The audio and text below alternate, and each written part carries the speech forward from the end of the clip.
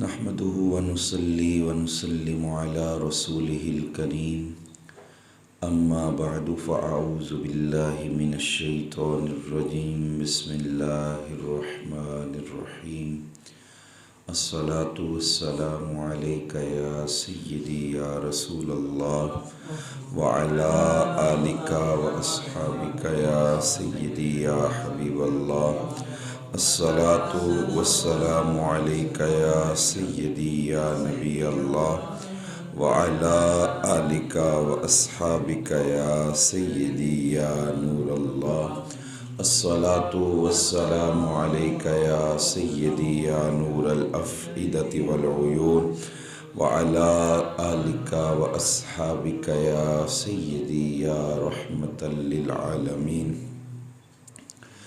برادران اسلام، آج کی اس نشست کے اندر سورۃ الحجرات کی روشنی میں معاشرے میں پائی جانے والی برائیاں اور ان کا تدارک عرض کرنے کی کوشش کروں گا۔ اللہ میری زبان پر کلمہ حق جاری فرمائے اور ہم سب کو قرآنی تعلیمات سے نور حاصل کر کے اپنی زندگیوں میں بہتری لانے کی توفیق عطا فرمائے۔ برادران اسلام، محاسن اخلاق یعنی اچھے اخلاق، اچھا کردار، یہ کسی بھی معاشرے کے لیے انتہائی ضروری اور لازمی ہیں۔ چونکہ اسلام کی تعلیمات کامل ہیں، جامع ہیں، تو اسلام نے قرآن پاک کے اندر جا بجا محاسن اخلاق پر زور دیا۔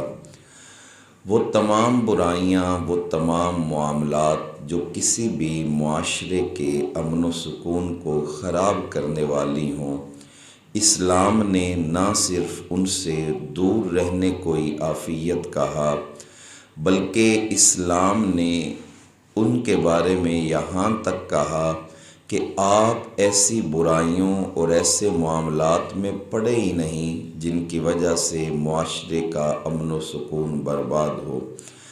جب ہم سورہ الحجرات کو دیکھتے ہیں تو اللہ کریم نے سورہ الحجرات کے اندر ایک معاشرے کے اندر پائی جانے والی وہ برائیاں جو کسی بھی معاشرے کو عروج سے زوال کی طرف، بلندی سے پستی کی طرف لے کر جاتی ہیں، ان کا بیان کیا ہے۔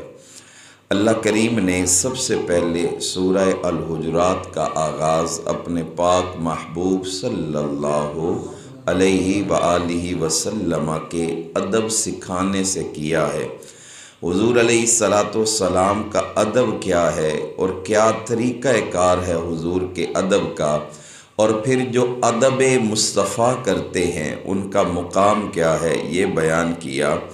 اس کے بعد اللہ رب العزت نے آگے وہ معاملات بیان کیے ہیں جن معاملات کی وجہ سے کسی بھی معاشرے میں خوبصورتی بھی آ سکتی ہے اور کسی بھی معاشرے میں بدصورتی آ سکتی ہے۔ ان برائیوں میں سے پہلی برائی غیر مصدقہ خبر پر یقین کرنا۔ اللہ سورہ الحجرات میں ارشاد فرماتا ہے، یا ایھا الذین آمنوا، اے ایمان والوں، ان جاءکم فاسق بنبأ فتبینوا، اگر تمہارے پاس کوئی فاسق خبر لے کر آتا ہے تو کیا کرو، فتبینوا، اس خبر کی خوب چھان بین کر لو، اس خبر کو میں چیک کر لو کہ وہ خبر درست بھی ہے یا نہیں ہے۔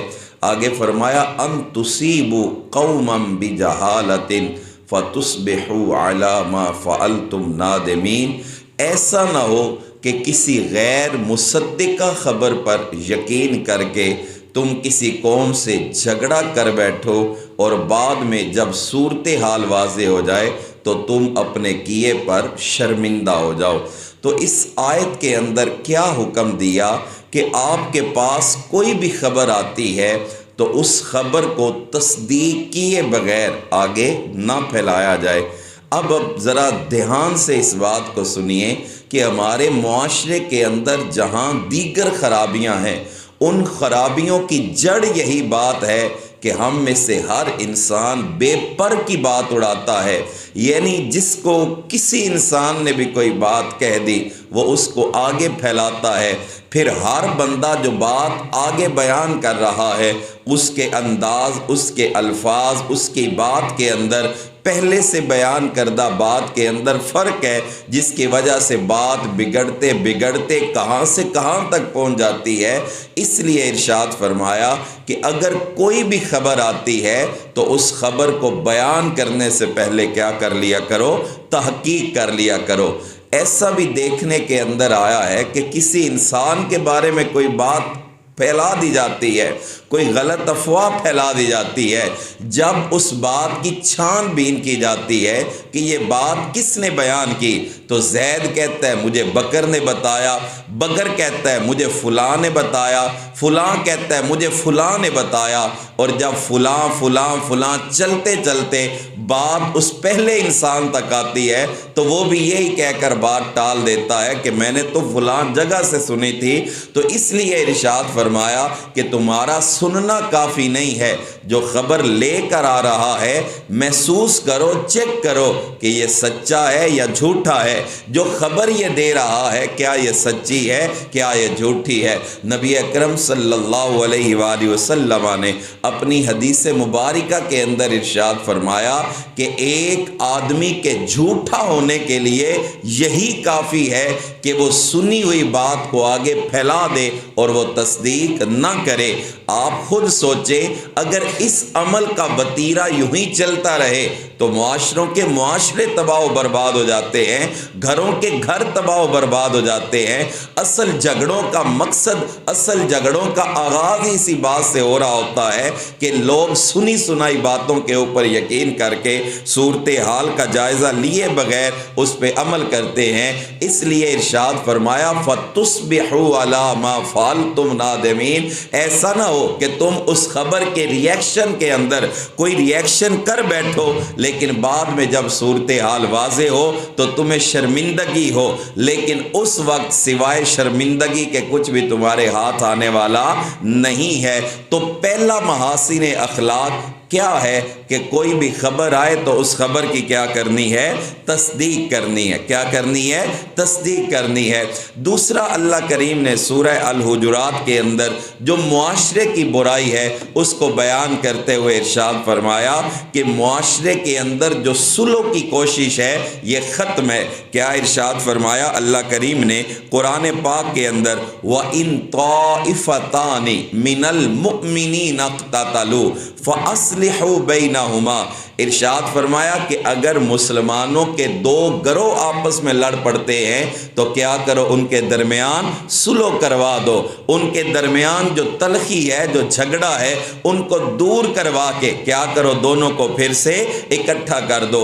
اب اگر ہم دیکھیں اس بات کو بھی اپنے معاشرے کے اندر ہم جائزہ لیتے جائیں کہ یہ صورتحال ہمارے معاشرے میں کیسی ہے، قرآن کی تعلیمات کیا ہے، احادیث کیا کہتی ہیں اور ہمارے معاشرے کا طرز عمل کیا ہے، یقین کریں ہم تو بابا جلتی پہ تیل کا کام تو دے سکتے ہیں لیکن ہم کبھی بھی صلح کروا نہیں سکتے۔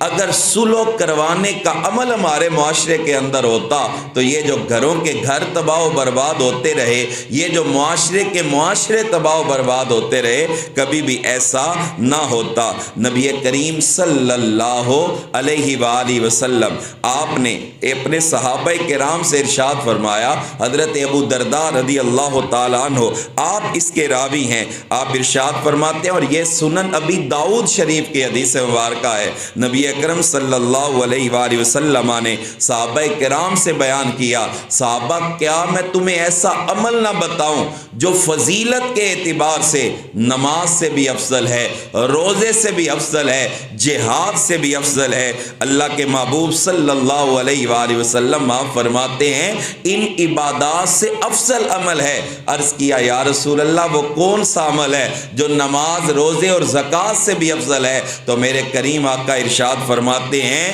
دو مسلمانوں کے درمیان صلح کروا دینا یہ ان تمام عبادات سے بھی افضل ہے۔ اب یہ نہیں ہے کہ نماز کی اہمیت نہیں ہے، اہمیت اپنی جگہ پہ مسلم ہے، لیکن دو دلوں کو جوڑنا، دو لوگوں کے درمیان صلح کروانا یہ اتنا مبارک عمل ہے، حضور نے جس کی اہمیت کو یوں بیان کیا ہے کہ یہ ان عبادات سے بھی کیا ہے، بہتر ہے۔ آپ خود ذرا اس بات کے اوپر غور و فکر کریں، اگر صلح کروا دی جاتی ہے تو کیا ہمارا معاشرہ سکون کی طرف نہیں آتا؟ کیا ہمارا معاشرہ امن کی طرف نہیں آتا؟ کیا ہمارے روزمرہ کے جو معاملات روزانہ کی بنیاد پہ بگڑتے چلے جاتے ہیں، اگر کوئی فریق ثالث درمیان میں ایسا آ جائے جو ان کے درمیان صلح کروا دے تو معاملات بہتر ہوتے ہوئے نظر آ جاتے ہیں۔ تو اس لیے ارشاد فرمایا کہ معاشرے کے اندر اگر خوبصورتی چاہتے ہو تو پھر کیا کرنا ہے؟ صلح کروا دینی ہے۔ بلکہ میں آپ کو ایک روایت سناتا ہوں، نبی اکرم صلی اللہ علیہ وآلہ وسلم ایک دن نہ سید عائشہ صدیقہ رضی اللہ تعالی عنہ آپ کی گود میں اپنا سر مبارک رکھے ہوئے ہیں۔ میرے آقا بہت خوش ہوئے تو میرے آقا نے فرمایا عائشہ مانگ لو، کیا مانگنا ہے؟ حضرت عائشہ صدیقہ رضی اللہ تعالی عنہ آپ عرض کرتی ہیں یا رسول اللہ آپ نے اجازت دی ہے مانگنے کی، اگر اجازت دے تو میں اپنے باپ صدیق اکبر سے مشورہ نہ کر لوں؟ کوئی ہم جیسا ہوتا تو پتہ نہیں دنیا کا سوال کرتا۔ عرض کرتی ہیں مشورہ کر کے آتی ہوں۔ حضور نے اجازت دی، صدیق اکبر رضی اللہ تعالی عنہ سے مشورہ کیا تو آپ نے کیا فرمایا؟ آپ نے کہا جاؤ عائشہ اگر حضور نے عطا کرنے کا وعدہ کیا ہے تو آقا سے پوچھو کہ معراج کی رات جب حضور اللہ سے ملاقات کرتے ہیں وہ راز و نیاز کی جو باتیں ہوتی ہیں ان میں سے کوئی ایک بات اللہ کے نبی ارشاد فرما دیں تاکہ ہمیں بھی پتہ چلے کہ اس معراج کی رات جو اللہ اور اس کے محبوب کی قربت والی ملاقات ہے اس میں بات کیا ہوئی تھی۔ تو حضرت صدیقہ کائنات حضرت عائشہ صدیقہ نے حضور کی بارگاہ میں عرض کیا، حضور نے فرمایا چونکہ میں نے وعدہ کیا تھا بتانے کا یا دینے کا اس لیے بتائے دیتا ہوں کہ اللہ نے معراج کی رات میرے ساتھ وعدہ کیا تھا کہ آپ کا جو امتی دو ٹوٹے ہوئے دلوں کو جوڑے گا، جو امتی دو لوگوں کے درمیان صلح کروائے گا اللہ اسے بغیر حساب کتاب کے جنت عطا فرمائے گا۔ تو کتنا فضیلت والا عمل ہے، ایک تو فضیلت والا عمل، دوسرا ہمارے معاشرے کے لیے ضروری ہے۔ تو کیا ارشاد فرمایا کہ اگر دو گروہ آپس میں لڑ پڑیں تو ان کے درمیان کیا کروانا ہے؟ صلح کروانی ہے۔ تیسرے نمبر پہ سورہ الحجرات کے اندر جس برائی کا ذکر کیا گیا اور جس سے بچنے کا حکم دیا گیا وہ کیا ہے؟ تمسخر اڑانا، کسی کا مذاق اڑانا، کسی کو اپنے سے کم تر جاننا، حقیر جاننا یا اپنے سے نیچا جاننا، یہ کیا ہے؟ مذاق اڑانا ہے۔ اللہ کریم قرآن پاک کے اندر ارشاد فرماتا ہے سورہ الحجرات میں یا ایھا الذین آمنوا لا یسخر قوم من قوم، تم میں سے ایک گروہ کسی دوسرے گروہ کا مذاق نہ اڑائے، ایک گروہ کسی دوسرے گروہ کا مذاق نہ اڑائے۔ آگے دیکھو نا اللہ کی حکمت والی باتیں کتنی کمال ہے۔ ہمارا خیال آتا ہے اللہ اپنا قرآن اس مطابق اللہ کریم کا قرآن رہنمائی کر دیتا ہے۔ اللہ فرماتا ہے کہ تم کیوں مذاق اڑاؤ گے؟ یہی سمجھ کرنا کہ تم ان سے بہتر ہو۔ تو آگے کیا جواب دیا؟ عسیٰ ان یکونوا خیرا منہم، ہو سکتا ہے جن کا تم مذاق اڑا رہے ہو وہ تم سے بہتر ہوں، جن کا تم مذاق اڑا رہے ہو وہ تم سے بہتر ہوں، جنہیں تم حقیر جان رہے ہو وہ کیا ہو؟ تم سے اچھے ہوں۔ تو اس لیے کسی کا مذاق نہیں اڑانا۔ اور آگے ارشاد فرمایا ولا نساء من نساء عسیٰ ان یکن خیرا منہن، ارشاد فرمایا کہ عورتیں بھی کسی دوسری عورت کا مذاق نہ اڑائے، ہو سکتا ہے جن کا مذاق اڑائے وہ ان سے کیا ہوں؟ بہتر ہوں۔ تو دونوں طرح سے اللہ کریم نے حکم ارشاد فرما دیا۔ تو برادران اسلام اللہ کریم نے ہم سب کو حضرت آدم علیہ السلام کی اولاد میں سے پیدا کیا کیا ہے۔ حضور علیہ السلام نے کیا ارشاد فرمایا؟ کلکم لآدم و آدم من تراب، تم سب کے سب حضرت آدم علیہ السلام کی اولاد ہو، اور آدم علیہ السلام کس سے بنائے گئے تھے؟ مٹی سے بنائے گئے تھے۔ تو پھر جب بنے ہی سارے ایک میٹیریل سے ہیں تو پھر کس بات پہ اکڑ ہے، کس بات پہ فخر ہے، کس بات پہ غرور ہے؟ ہاں یہ اللہ کی مشیت اور اللہ کی مرضی ہے کہ اس نے کسی کو رزق کے اندر کثرت عطا فرمائی اور کسی کو رزق کے اندر تنگی عطا فرمائی، کسی کو اس نے اولاد کے ذریعے فضیلت عطا فرمائی اور کسی کو اس نے اولاد کے اندر کمی عطا فرمائی۔ در حقیقت یہ اللہ کریم نے فخر کرنے کے لیے چیزیں نہیں دی، یہ تو امتحان ہے۔ کیا ارشاد فرمایا؟ انما اموالکم و اولادکم فتنہ، یاد رکھو کہ تمہارے اموال اور تمہاری اولاد تمہارے لیے کیا ہے؟ فتنہ ہے۔ واتقوا اللہ، اللہ سے ڈرتے رہو، مال کے معاملے میں بھی ڈرتے رہو اور اولاد کے معاملے میں بھی ڈرتے رہو۔ تو اس لیے آپ کبھی بھی اس بات کے اوپر آئے نہیں کہ اللہ نے آپ کو فلاں چیز دی ہے فلاں کو نہیں دی تو میں اس سے بہتر ہوں۔ اللہ خود جب ارشاد فرما رہا ہے کہ عسیٰ ان یکونوا خیرا منہم، ہو سکتا ہے جن کا مذاق تم اڑا رہے ہو وہ کیا ہو؟ تم سے بہتر ہو۔ در حقیقت یہ جو مذاق اڑانا ہے نا، یہ دل سے لوگوں کی قدر کو نکال دیتا ہے۔ پھر ایک وقت یہ آتا ہے کہ بندہ اپنے آپ کو افضل سمجھتا ہے اور دوسروں کو گھٹیا سمجھتا ہے، لیکن اللہ کی مخلوق میں کوئی بھی گھٹیا نہیں ہے۔ نبی کریم صلی اللہ علیہ وآلہ وسلم کا خطبہ حجۃ الوداع ذرا اپنے ذہن میں لائیے نا۔ میرے آقا کریم صلی اللہ علیہ وآلہ وسلم کیا ارشاد فرماتے ہیں؟ الا لا فضل لعربی علی اعجمی ولا لاعجمی علی عربی ولا لاحمر علی اسود ولا لاسود علی احمر الا بالتقوی، او کما قال، ارشاد فرمایا تم میں کسی عربی کو اجمی پر کوئی فضیلت حاصل نہیں، کسی اجمی کو عربی پر کوئی فضیلت حاصل نہیں، کسی گورے کو کالے پر کوئی فضیلت حاصل نہیں، کسی کالے کو گورے پر کوئی فضیلت حاصل نہیں، الا بالتقوی، اگر تقوی تمہارے پاس ہے تو یہ تقوی ہی ہے جو تمہیں فضیلت کے معیارات تک لے کے جائے گا۔ اس کے علاوہ رنگ، نسل، ذات پات، امیری، غریبی، یہ ایسی چیزیں نہیں ہیں جن چیزوں کی وجہ سے کسی ایک کا دوسرے پر فخر کیا جائے۔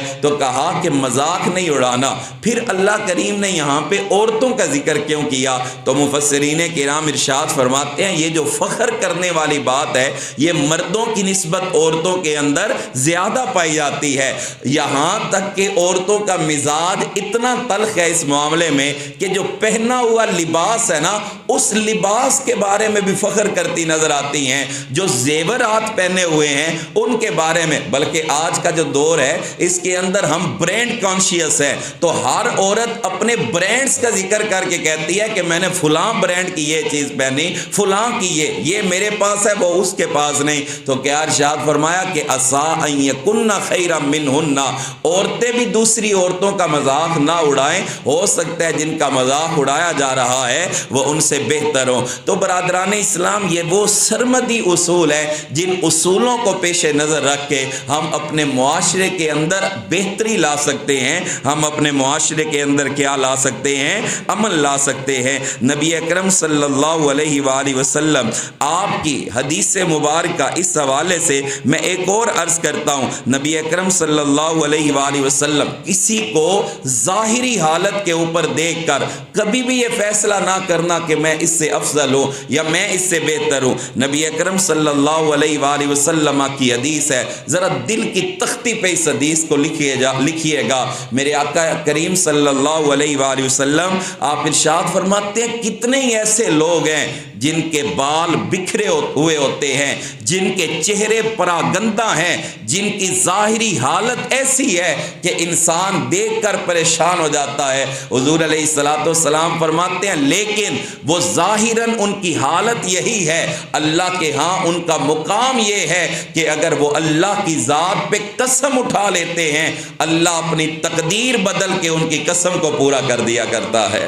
اللہ کیا کر دیا کرتا ہے؟ ان کی قسم کو پورا پورا کر دیا کرتا ہے۔ تو اس لیے ارشاد فرمایا کہ ظاہری خد و خال کو دیکھ کر، ظاہری حالت کو دیکھ کر کبھی بھی اس بات کا فیصلہ نہیں کرنا۔ تو آج کی نشست کے اندر کتنی چیزیں بیان کی۔ سب سے پہلے کہ ہم نے خبر کو تصدیق کیے بغیر آگے نہیں پھیلانا۔ کوئی بھی خبر آتی ہے ہمارے پاس تو تب بیان کریں جب آپ کے ہاں کیا آتا ہے اس بارے میں سچی بات آ جاتی ہے۔ آج سوشل میڈیا کا دور ہے، میں ایک بات برسبیل تذکرہ کر دوں، بعض لوگ مختلف چیزیں مختلف بزرگ ہستیوں کی طرف منسوب کر کے سوشل میڈیا کے اوپر پوسٹ کر دیتے ہیں۔ حضرت علی المرتضیٰ کا فرمان ہے، حضور کا فرمان ہے، اس بارے میں بھی احتیاط ہے۔ آمینہ کے لال صلی اللہ علیہ وآلہ وسلم کی طرف کوئی بھی بات منسوب کرنے سے پہلے ہمیں تحقیق کرنی ہے، آیا یہ حدیث ہے یا نہیں ہے۔ یقین کریں بڑا سخت معاملہ ہے۔ نبی اکرم صلی اللہ علیہ وآلہ وسلم فرماتے ہیں من کاذب علیہ متعمدا فلیتبوأ مقعدہ من النار، جس نے جان بوجھ کر میری طرف جھوٹی بات کو منسوب کیا وہ جہنم میں اپنا ٹھکانہ دیکھ لے۔